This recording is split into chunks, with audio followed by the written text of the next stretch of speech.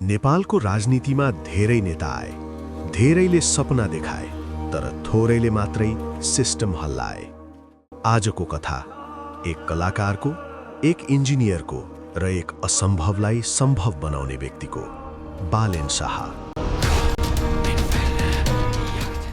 राजनीतिमा आउनु अघि नै बालेन बोलिरहेका थिए, गीत मार्फत, र्याप मार्फत, सिस्टममाथि सीधा प्रहार।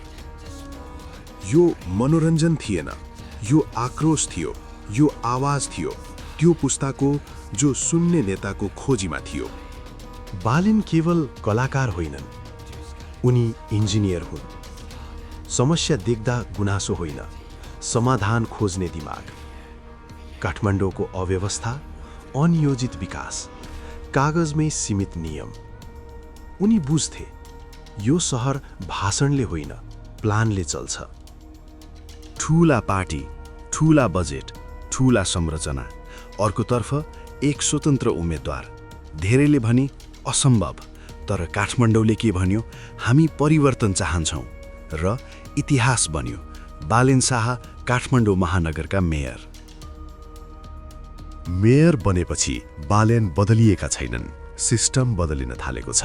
अवैध संरचना हटाइयो, फुटपाथ फिर्ता गरियो, निर्णय डर बिना, लोकप्रिय भन्दा सही निर्णय, काम बोल्न थाल्यो।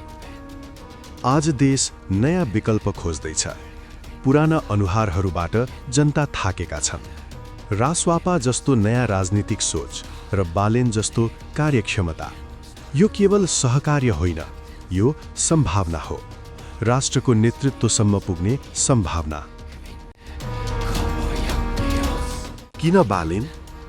किनभने उनी डराउँदैनन्, बिग्दैनन्, बोल्दा जिम्मेवारी लिन्छन् र काम गर्दा प्रमाण देखाउँछन्।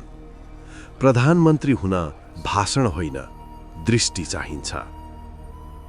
आज उनी मेयर छन्, भोलि के हुन्छ समयले देखाउनेछ।